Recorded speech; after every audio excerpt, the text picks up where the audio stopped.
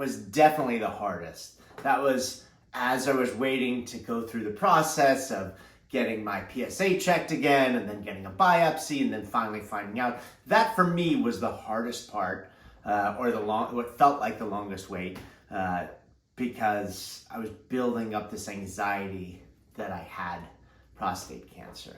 The second long wait part deux, where I'm waiting to see, I'm finding out information about whether it has spread or whether it's contained. For me, that hasn't been as bad. It has been long, and longer than maybe it has been for some. It was February 10th that I actually found out that I had prostate cancer. And then I had to wait, I chose to wait until March to get all the testing done. And that was just personal in that our health insurance, we were switching our health insurance. Fortunately, our new health insurance policy kicked in March 1st. We went to the Rolls-Royce plan because I knew that this next year is going to be very expensive. So I just wanted the best health insurance. So I had to wait for that, wait a couple of weeks. And because I am a 3-4-7, a Gleason 7, it wasn't as urgent for me to get all my scans and get all the testing done, because the doctors felt a little bit better that it wasn't quite as aggressive. If you're at a 4-3 or a 4-4 or higher on the Gleason scale, you probably need to get everything done really quickly.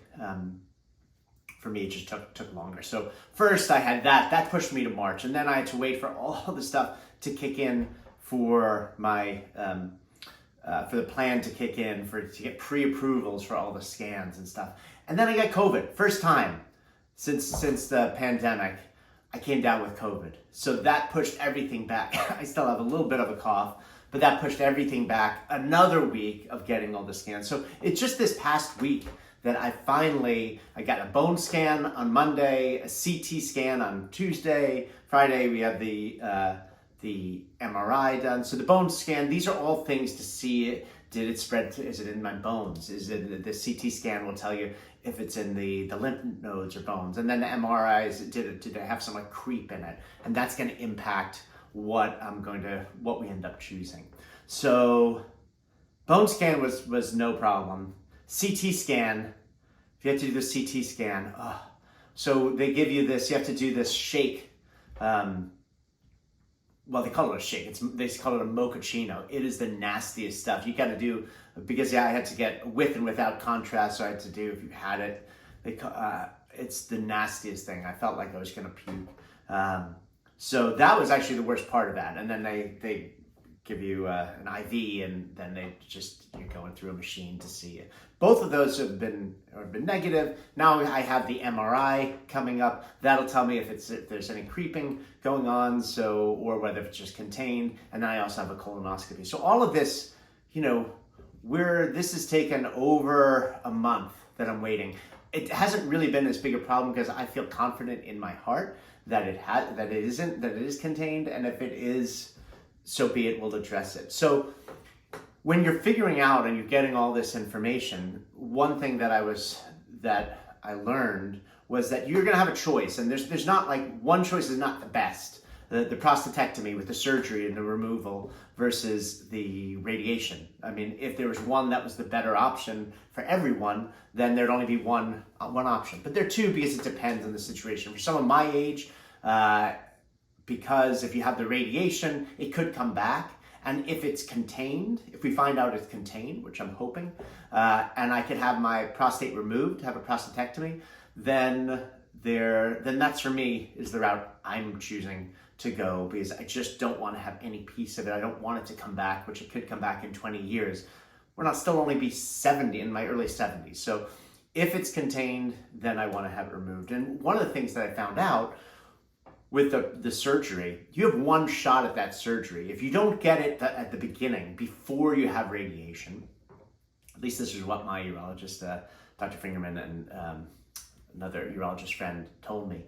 If you don't have it the first time, if you go with radiation, you go that route, you can't then go back and have a prostatectomy, because you've already, I guess, the damage that's been done from the radiation, you have one crack at it. So if you're considering the surgery, you have to do that first. And then you can, if they're spread, you can then do radiation as well, or in lieu of it.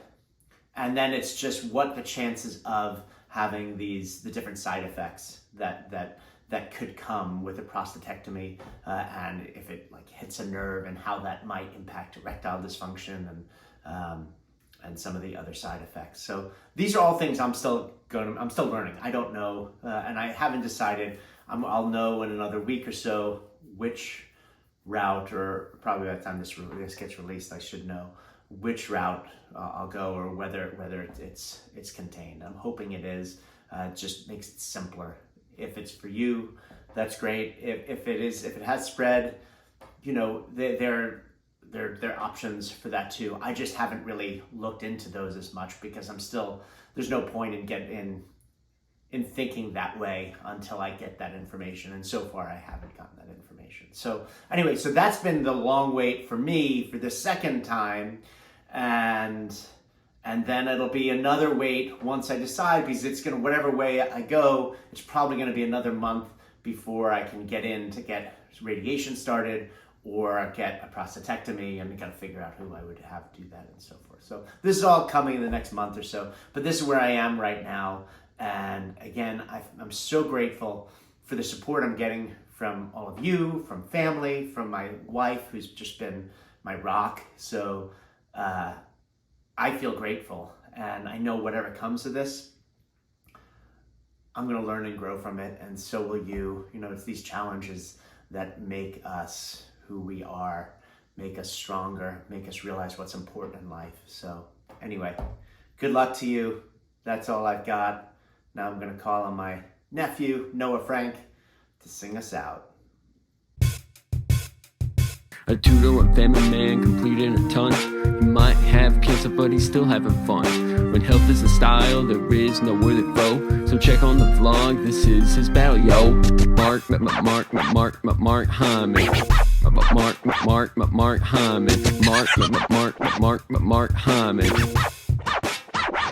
Mark Hyman.